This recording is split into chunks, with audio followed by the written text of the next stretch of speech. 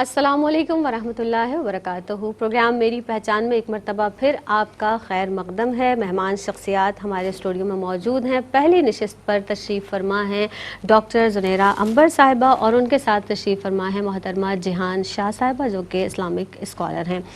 گفتگو کی جا رہی ہے جناب شرک کے تعلق سے، اور بہت ہی اچھے انداز سے ماشاءاللہ جہان نے بھی ہمیں بتایا اور اس کی اقسام اور ان کی صورتوں کے حوالے سے بات ہو رہی تھی۔ اب میں ڈاکٹر صاحبہ آپ سے جاننا چاہوں گی کہ قرآن مجید فرقان حمید میں اور حدیث مبارکہ کی روشنی میں آپ ارشاد فرمائیے گا کہ شرک کی کہاں کہاں مذمت کی گئی ہے۔ بسم اللہ الرحمن الرحیم۔ قرآن پاک میں تو جیسا ہم نے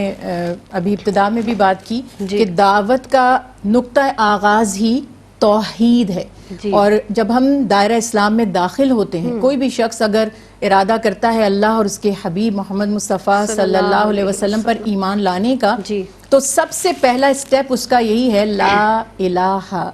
الا اللہ محمد رسول اللہ، کہ اللہ کے سوا کوئی الہ یعنی معبود نہیں ہے، اور محمد مصطفیٰ صلی اللہ علیہ وسلم اللہ کے رسول ہیں۔ تو ہمیں یہ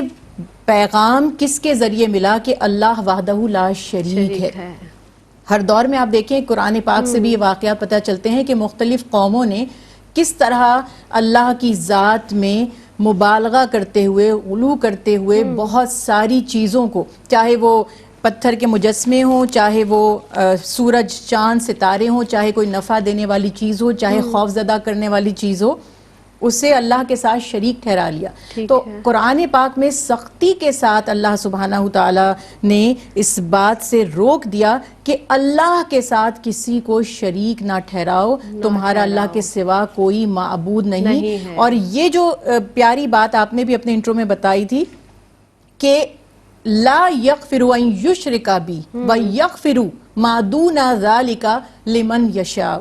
کہ اللہ سبحانہ تعالیٰ کہ ہم بڑے بڑے قصور ہم سے ہو جائیں، اس کی نافرمانی ہم سے سرزد ہو جائے، اللہ سبحانہ تعالیٰ نے فرمایا کہ میں جس کے لیے چاہوں گا ہر گناہ بخش دوں گا، لیکن شرک کی معافی کسی صورت میں نہیں ہوگی۔ اور آپ صلی اللہ علیہ وسلم کی حدیث مبارکہ، آپ صلی اللہ علیہ وسلم سے جب پوچھا گیا کہ ایمان کیا ہے، تو آپ صلی اللہ علیہ وسلم نے فرمایا کہ اللہ کے سوا کسی کی عبادت نہ کرنا، اپنا نفع اور نقصان اس کا مالک اللہ کو سمجھنا، اور آپ نے فرمایا اگر تم مجھے ایک بات کی ضمانت دے دو کہ تم اللہ کے ساتھ کسی کو شریک نہیں کرو گے تو میں تمہیں جنت کی ضمانت دیتا ہوں۔ اور آپ نے فرمایا حدیث مبارکہ بخاری مسلم شریف میں بھی ہے کہ جو شخص لا الہ الا اللہ کی گواہی دے دے اور پھر موت کے وقت تک اس کلمے پر قائم رہے، یعنی کبھی اللہ کے ساتھ کسی کو شریک نہ کرے، تو وہ ضرور جنت میں داخل کیا جائے گا۔ تو پتہ چلا کہ اور خطائیں اور گناہ کوتاہیاں، ہم کمزور ہیں، بشر ہیں،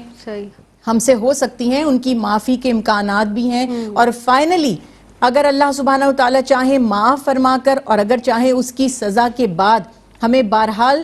جنت میں داخل فرما دیں گے۔ لیکن مشرک جو ہے، شرک پہ جو مر گیا، اللہ سبحانہ وتعالی نے اس کے لیے مغفرت کی دعا سے بھی منع فرما دیا کہ جو مشرک مر جائے اور اس میں مثال ہم دیتے ہیں حضرت ابراہیم علیہ السلام نے جب آزر کے لیے دعا کی، حضرت نوح علیہ السلام نے جب اپنے بیٹے کے لیے دعا کی، تو اللہ نے فرمایا آپ سے ان کا کوئی تعلق نہیں، وہ مشرکوں میں سے ہیں۔ تو مشرک کے لیے تو مغفرت کی دعا بھی کرنے سے منع کیا گیا ہے۔ جی صحیح۔ اللہ رب العزت ہمیں یہ جو باریکیاں اس پروگرام کے تھرو ڈسکس کی جا رہی ہیں، ہمیں یقیناً ان کا ادراک ہونا چاہیے، اور اللہ رب العزت ہمیں ان سے بچنے کی توفیق عطا فرمائے۔